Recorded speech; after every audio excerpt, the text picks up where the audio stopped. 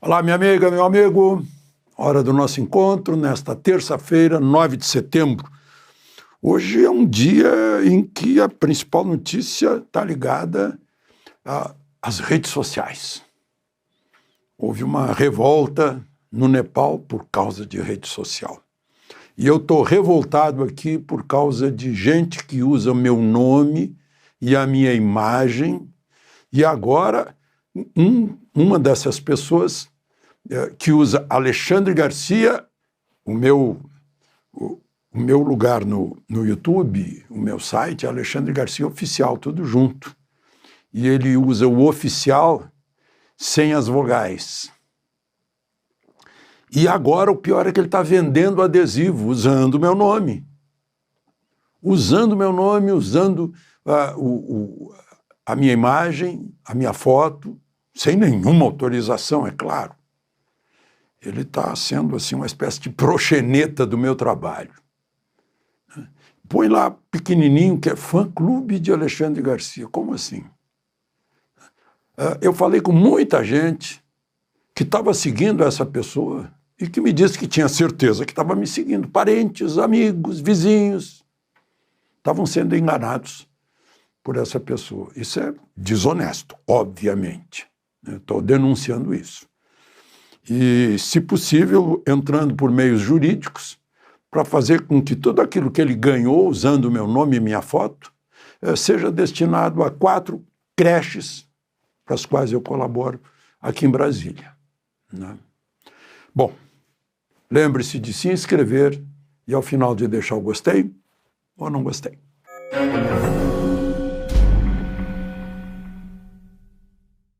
Bom, o grande assunto de hoje diz respeito, sim, às redes sociais.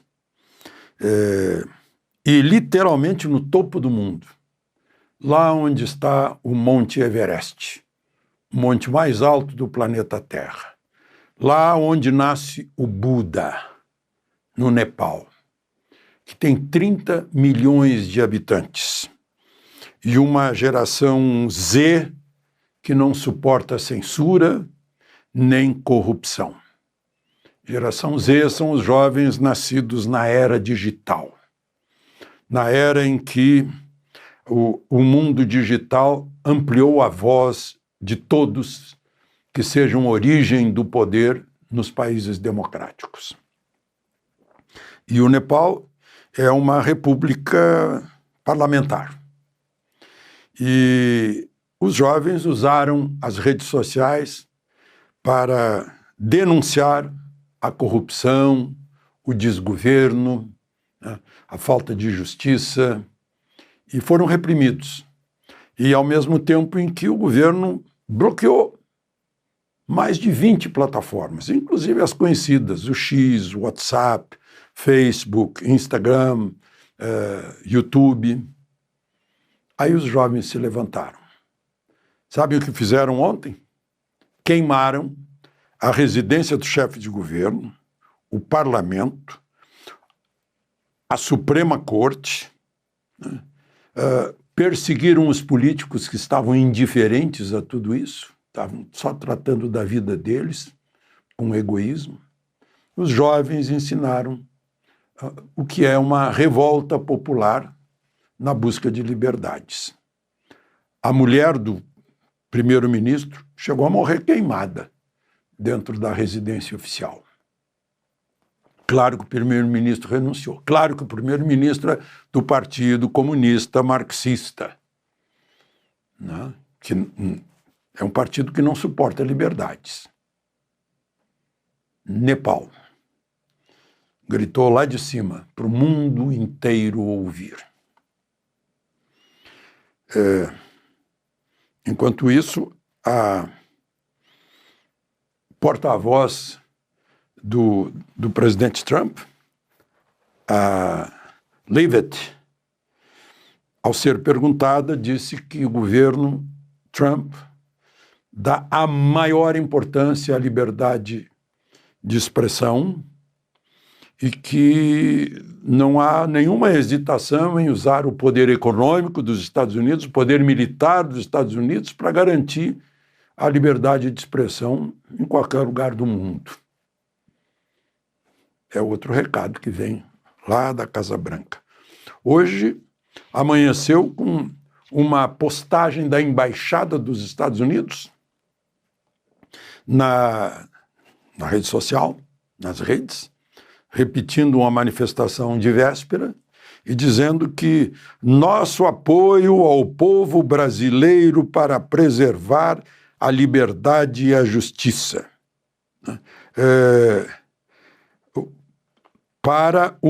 E aí deu um recado para o ministro Alexandre de Moraes e os indivíduos, chamou de indivíduos, cujos abusos de autoridade têm minado essas liberdades fundamentais.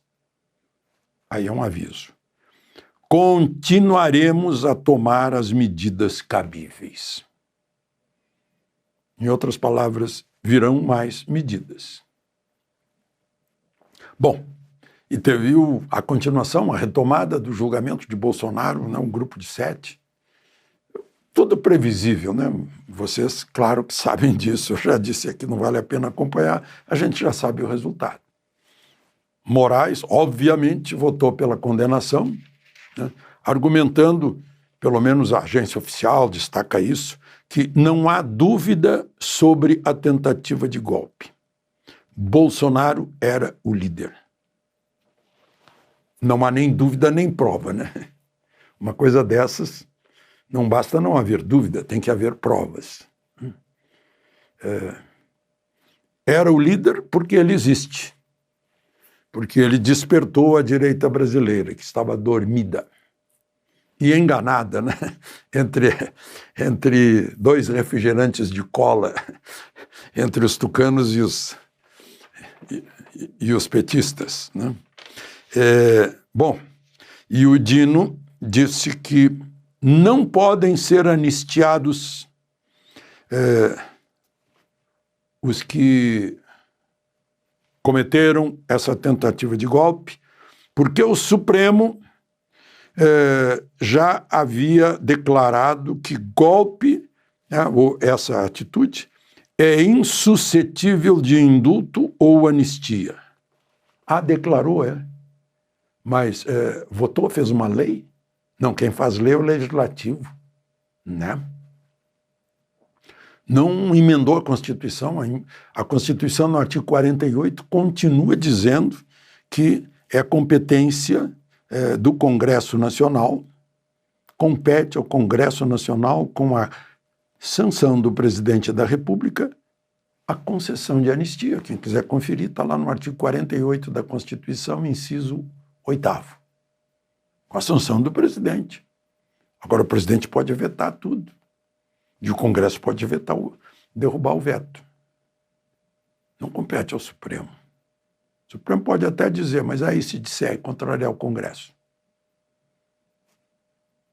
Aí um dos poderes pode convocar o presidente do Supremo ou o presidente do Congresso pode convocar o poder militar para garantir a sua supremacia, que está prevista na Constituição. Artigo 2º, é o primeiro dos poderes, o legislativo, porque está representando diretamente o povo.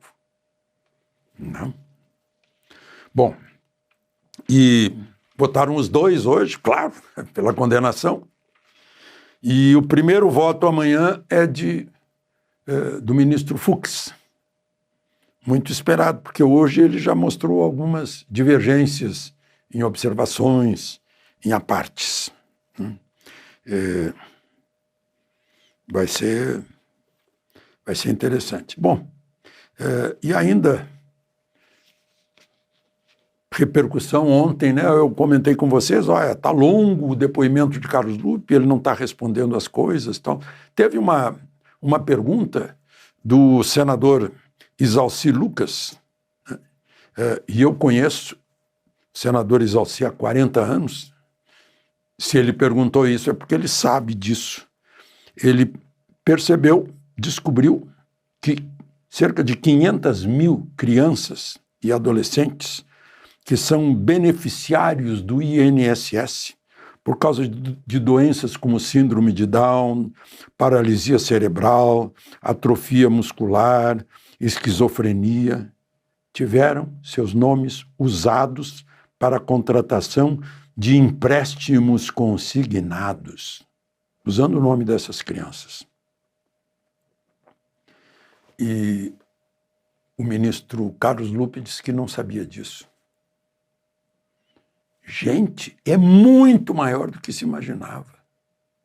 É gigantesco, é amazônico. Além de usar idosos, usava crianças doentes.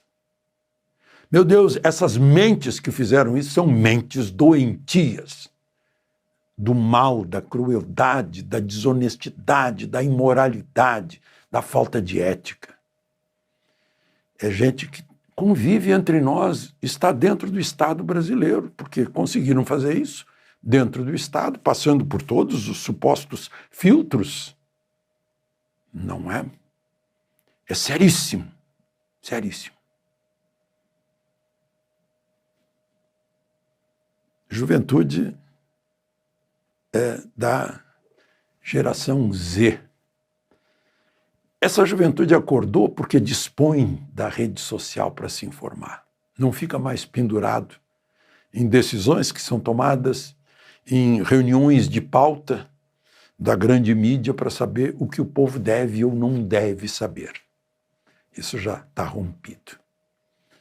Por isso que querem fazer como o Nepal fez, né, e cancelar a rede social, que faz mal para o autoritarismo, o absolutismo. Faz muito bem para a democracia. De Brasília, Alexandre Garcia.